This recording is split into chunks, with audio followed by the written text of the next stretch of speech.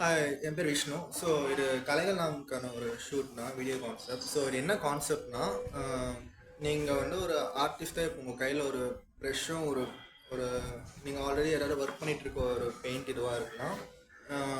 இல்லைனா ஏதாவது ஒரு சப்ஜெக்ட் உங்கள் பக்கத்தில் உட்காந்து நீங்கள் ஒரு பெயிண்ட் ஏதாவது ஆர்டிஸ்டிக்காக நீங்கள் இன்வால்வ் பண்ணுற மாதிரி உங்கள் கையில் ஒரு மெட்டீரியல் இருக்கணும், ஆர்ட் மெட்டீரியல்ஸ் அந்த மாதிரி இருக்கணும்.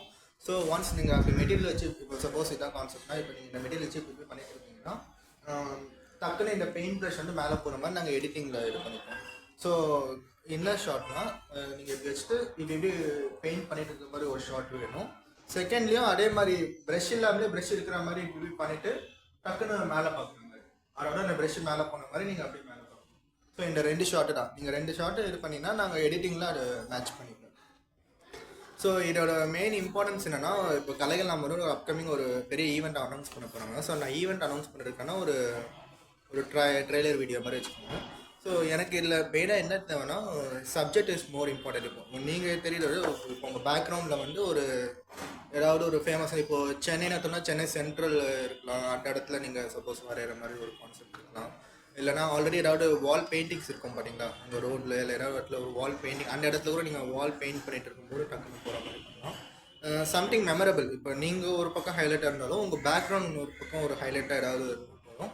ஸோ இந்த டோட்டல் வீடியோவே நாங்கள் ஒரு 2 to 3 seconds தான் காட்டப்படும். இப்போ நீங்கள் ஒரு ஆர்டிஸ்ட்டாக இருக்கீங்கன்னா உங்களை மாதிரி இன்னொரு 10 ஆர்டிஸ்ட் டிஃப்ரெண்ட் லொக்கேஷன்லேருந்து அவங்க பண்ணுற மாதிரி இருக்கும்.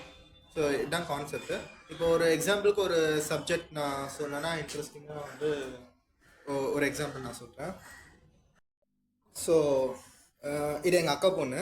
ஸோ இது ஒரு சப்ஜெக்டாக கூட நம்ம கன்சிடர் பண்ணிக்கலாம், அதாவது க்யூட்டாக இருக்காங்க அந்த மாதிரி.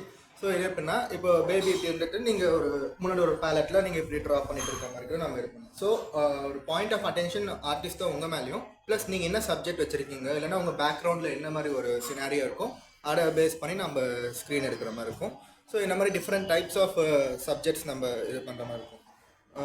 என்ன இருந்தாலும் கொஞ்சம் உங்களுக்குன்னு ஏதாவது ஒரு யூனிக்னஸ் இருக்கும்ல. இப்போ நீங்கள் ஏதாவது ஆர்ட் ஒர்க் கூட ஒரு உங்களோட ஃபேமஸ் ஆர்ட் ஒர்க் ஏதாவது நீங்கள் வரைஞ்சிருக்கலாம். அந்த ஒர்க் போயிட்டுனா ஆன்கோயிங் ப்ராஜெக்ட், அதை கூட நீங்கள் ஜஸ்ட் ஷோ கேஸ் பண்ணலாம். ஸோ இதுதான் கான்செப்ட். எனக்கு இந்த வீடியோ வந்து மேக்ஸிமம் நாங்கள் 3 to 4 seconds தான் நாங்கள் காமிக்க போகிறோம்.